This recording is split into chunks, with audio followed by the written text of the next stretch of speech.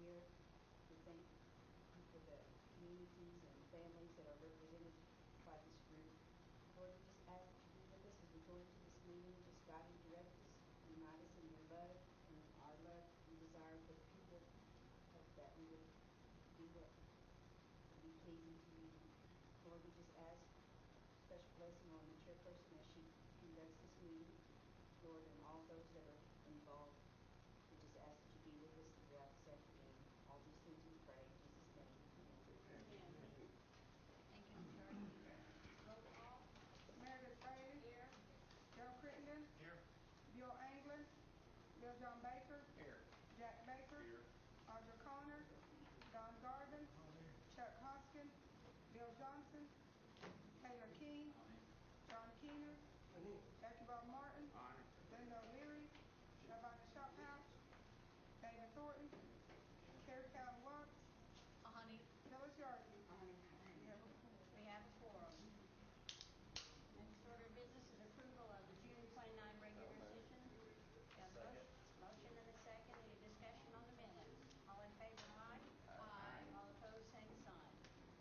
Okay, next are reports. Ms. Ketcher. Oh, I'm looking at the wrong one. Yes, sure. Marshall, sorry. Well, you ready, weren't you, Sharon? Here's my written report.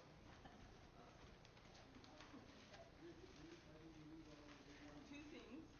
Hope you have a good afternoon, but my good friend Paula, she loves big hair. Today I'm thinking that I've got the biggest hair I've ever had.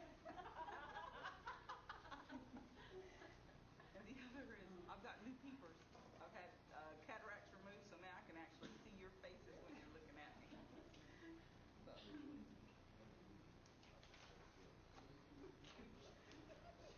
can hear that. Not necessarily a good thing. I know. We didn't have a lot to report for July. We had some narcotics, not as much as usual.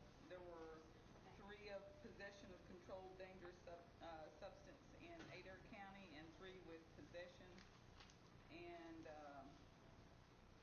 3 were with intent to distribute, and the other were just simple possession. Wagner County had 4 manufacturing with possession of methamphetamine. Cherokee County had 1 manufacturing with possession of methamphetamine. Most of our investigations are ongoing. I don't think that when I read through them that we had any new ones. So I've reported on most of the ones that are in the report. The ones that are pending in court still yet is a child sexual assault, which is in federal court. That's out of Kenwood area. Home invasion, that's out of the Kenwood area. That's in federal court. And theft of tribal property, that's still pending in tribal court. And then I reported on one. There were 2 embezzlements by poker dealer last time. One of them has been sentenced to probation and restitution. And that one was, I believe, out of Simon. And then our highlights for the month was that our operations manager finally got OLET certified, and the thing that is good about that is she supervises the dispatcher, so at least she is aware and knows what their standards are. And the 3 staff I talked about last time, and I didn't put it on the report, Kara, but the 3 staff I talked about last time, they went through both the trainings for the victim witness coordinator. We had 220 incidents in 06 of domestic and assault. And as far as the protective orders, it looks like we only did 40. And why there's a big variance, I don't know. I haven't figured that one out. Madam Chair, I think part of it could be our lack of coverage, legal coverage, because I know, and forgive me, but there's protective orders and there's restraining orders, right? There's a difference. There's 2 different kinds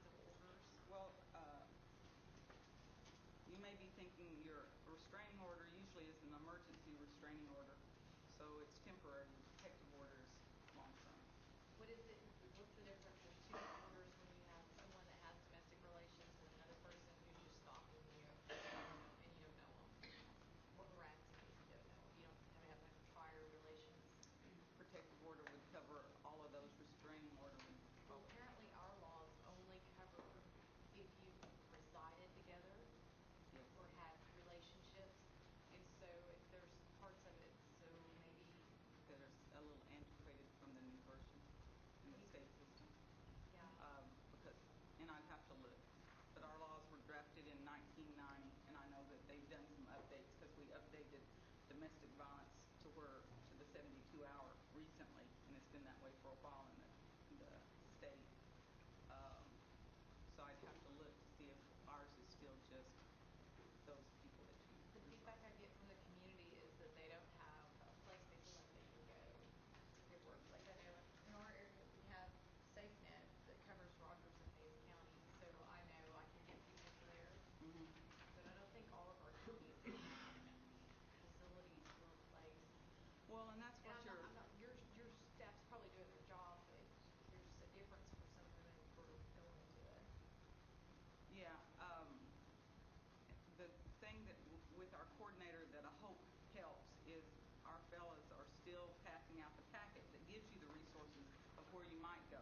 And there's not as many in some counties as there are in others.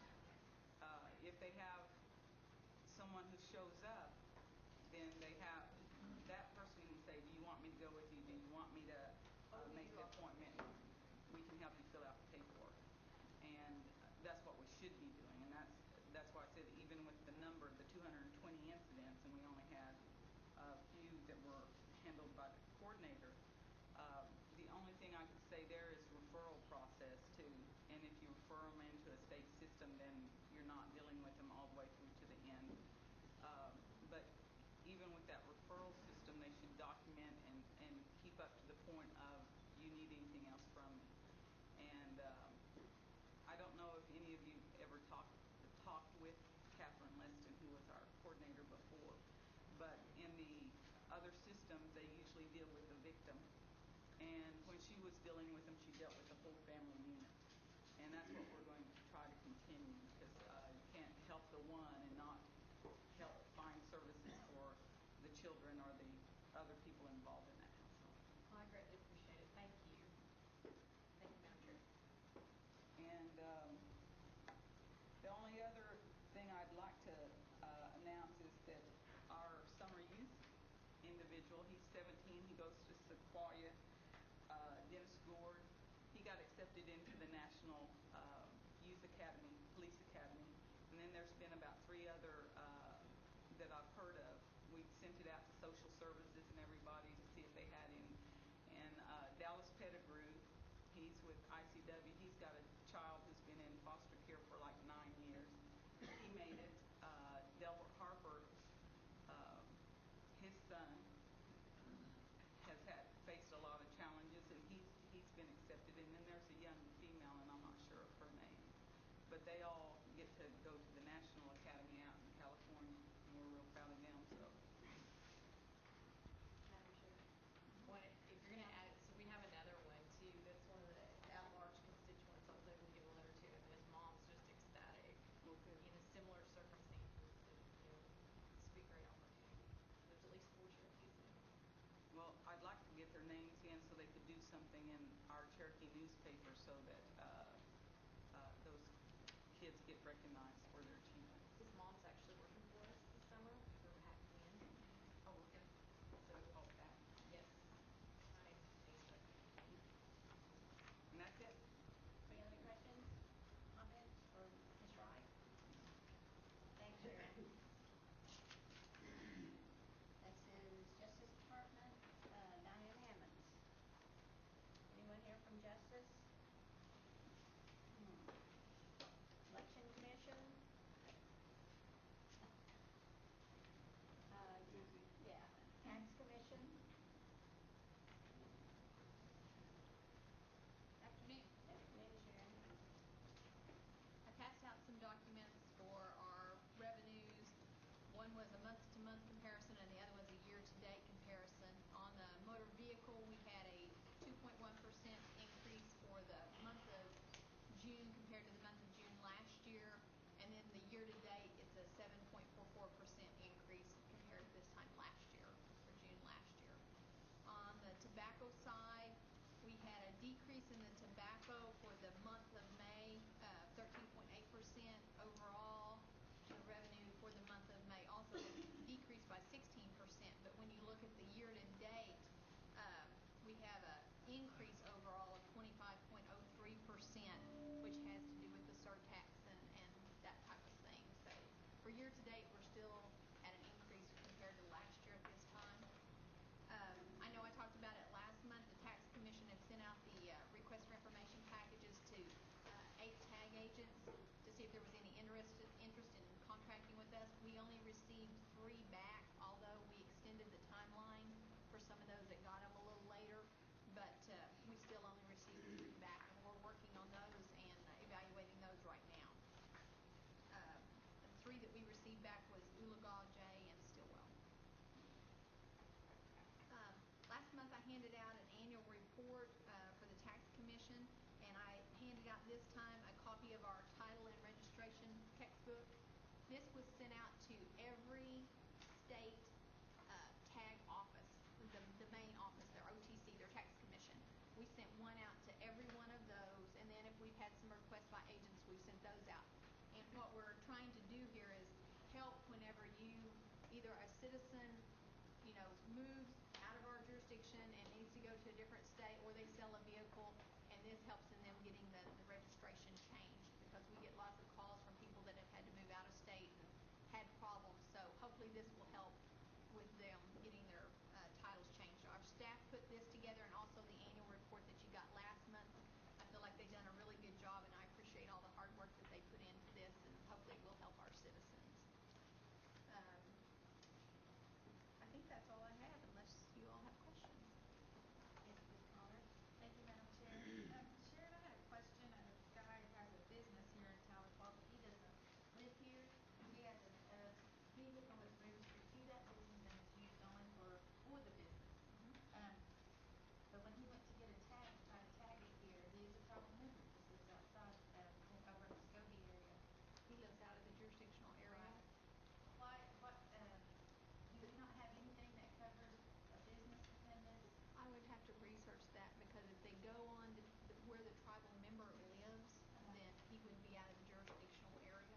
But I'll need to research that for you. His business is here, and it's taxes are paid here on his business. Let me do some research on that for you. I don't want to give you an answer right off, because I need to check it just to be sure.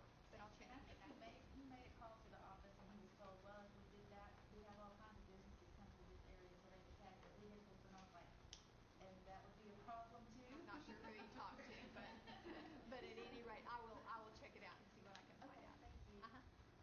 Any other questions? Mr. Peter? Yeah. Tobacco tax money. Yes. Okay, this person does not, somehow or another, somebody rations this money out to her, but the question is asked, if she was to decease, what happens to the money whenever somebody else controls it? All right, she's the owner of a smoke shop? Is that what you're telling me? She owns the property. She owns the property. Okay, that goes through realty, and that's a lease. And if something were to... Do what now? Okay, if she owns the property, Yes. and it is maybe one of our IM, probably, because most of our people, if they have a lease with someone else on their property, then that lease has gone through the BIA process to get a lease, okay? And if they've got that lease and that person deceases, then it would go to their heirs and have to go through that process through real estate services, and that's not anything that we do, and I could be telling you wrong. Would it kind of like a probate court or something? I'm sure Give all realty... the money and stuff like that before they get anything? That's not fair. I mean, we don't have anything, all we do is license the This shop. is their money anyway right now today, Right. Can't be to But it. you're talking about the lease money off the land, How correct? can you handle this? I mean, how can this be handled? Does that go through court with it? That's something, Melanie, I would assume it would, but it'd have to be probated through realty. Okay.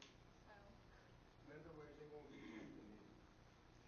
I don't know. That's not my field. Yeah, nothing would be Now, what's distributed. the answer I'm gonna give it until the probate was complete, I'm sure. So, And it's gonna take lawyers? I'm sure. You need to talk to Linda Donaldson. Yes, Linda Donaldson and Realty would be the person that they would. So who will represent the other one? They would have to, I assume, get their own attorney. I'm not familiar. The landowner, would that be? If it's a probate of trust land, then it's going to be Realty that helps handle that. They'll do all the research for the probate, and it has to get submitted to the BIA, and an ALJ, an administrative law judge, makes the decision on the probate instead of a county court. In other words, it won't cost the property owner. Yeah, it won't cost them to probate it, but it takes more time to So if there's any money left in on the account, to get it all, distribute it to the... Yeah, it accumulates in the account until the probate's done, and then it's distributed according to the How far back you talking about relatives and stuff? Just the kids, immediate family? whatever's decided to be their heirs of that estate. So sometimes it's spouse, sometimes Okay. siblings, sometimes In children. other words, it's like they'll go to the kids, her kids, and then if if she's got any grandkids, they'll take it from the one that's the parent's side, right? And distribute that. Yeah, if the child is also deceased, then it would be distributed to those heirs. But if the children are not deceased, it's very likely just going to go to that level. So it's they're the ones that are the heirs for their lifetime. So, but it all has to be worked out in a probate. Where does this go through at? Through the tribal? The Realty office works up the probate and researches all the heirs and contacts them all and gets all of the information for the probate, and then it's submitted to the BIA for approval. Sounds interesting. Okay. And Johnny, if some of the heirs are less than a quarter blood, it has to come out of trust, which the smoke shop can't be there anymore anyway. That's why a bunch of them are still have never been probated, but the money goes into the individual managed account for granddad, and it just keeps going in and being paid into that, but the heirs never get a distribution till they probate it, and too many of them have to take it out of trust. That's why they don't probate it. I'll talk with Mary. Okay. Is that all you have, Sharon? Any other questions, comments? If not, thank you. Thank you. Gaming Commission, Mr. Hummingbird. Self-governance. Oh, self-governance, sorry. Unless you just want to. I didn't say as. Ladies first. Hi, Becky. Good afternoon. I'll be brief. We've been very busy, but I'll try to be brief today. We have been working on DOI negotiations, which will include the Office of the Special Trustee as well as our roads and 477 programs.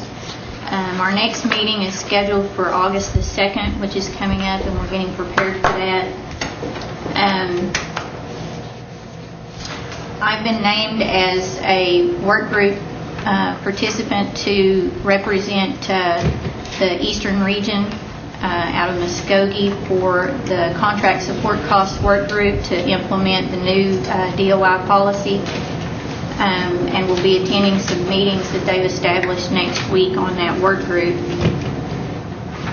On the IHS side, we've been working on several issues that are outstanding from negotiations and different operational issues that we have in conjunction with the health department, primarily involving database consolidation in the Muskogee facility.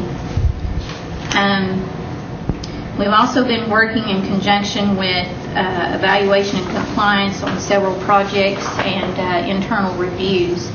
And that concludes my report, unless you have any questions of me today. Questions? Comments? No, thank you. Now your turn, Jenny. I'll try to be just as brief as Vicki was. So, she got in here in record time. Well, just like Vicki, there's not a lot to report on our end, but we have been busy for the last month or so. I think since the last time we talked, the expansion at the Fort Gibson facility has opened as of June 30th. It came online just before the 4th of July holiday and was very well received from what I understand. We're anxious to see the numbers that come across for that facility since the expansion to 298 games, up from 184. So we're really excited about that property. I think the last time I mentioned that the NIGC is still in the process of revising some internal controls and doing some standards for Class 2 gaming.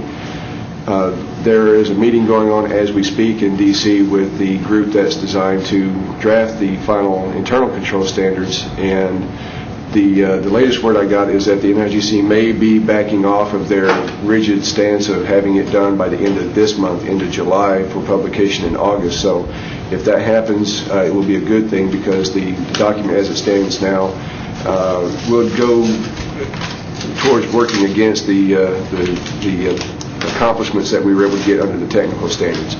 In short, you would have a technical standard that said one thing and an internal control that said something completely different, and they wouldn't be complementary to each other. So you would be in compliance with one, out of compliance with another. So we're trying to get them to be as close to compatible as we can. So we're working hard to get that document done. And I guess on a good note, we are in preparations of moving to a new facility. The 200 North Water Street, the old Superior Federal Building, is being renovated, and they are currently running network cables and computer fiber and whatever else they need to do to outfit us at that location. So we anticipate being able to move in probably this time next week. So my staff right now is in about 3 or 4 different offices, and we have 3 or 4 people in one office. So we're going to finally get some breathing room and some elbow room, and getting everybody under one roof. So we're very much looking forward to that. So, but with that, that's all the information I have for you today. Are there any questions? Any questions for Jamie? Did you get your information? You still haven't? I'll make sure you do it. It's not, thanks. Oh, I'm sorry. One last thing. I just checked with Don. There is a conference that's coming up at the end of September. It's the National Tribal Gaming Commissioners and Regulators Association. It's our fall conference. That is an association that I was elected chairman to this time last fall, and we're having it up in Mystic Lake up in Minnesota. And if you would like to go, I promised Don, I sent him some stuff through the mail, but it hadn't got to him yet. But I want to make sure you get something before you leave here today. All of your promises. But I'll send some extra information over. If you'd like to go, I think it'd be an excellent conference for you to go to. It's just for tribal gaming regulators, and it just focuses on that regulation of gaming facilities. And it's a good place to get information that is specific to our industry. So if you're able to go, I invite you, and I'll answer any questions you might have. If you decide to go, we'll help you out with that. So, Questions or comments for Jamie? Nope. Thank you. Thank you. Todd his flight was canceled in in Denver, so he's en route back to Oklahoma as we speak. Diane Hammonds, anyone here to report on GEG? No? Okay. Moving on down to old business or being none, new business or being none. Any announcements? We will have a special rules meeting August 17th at 9 a.m. and our next regular meeting will be August 30th at 1 p.m. Yes, Sharon? I don't know that I can report for Diane, but I do know that GEG is still moving in the federal system. Okay. So. All right. Thank you. Entertain a motion for adjournment. Second. Second, all in favor, aye. Opposed, same sign. All right.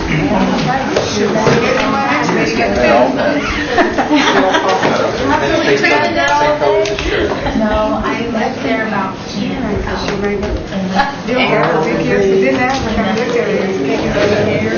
Yeah, big chair. Kept giggling, I was like,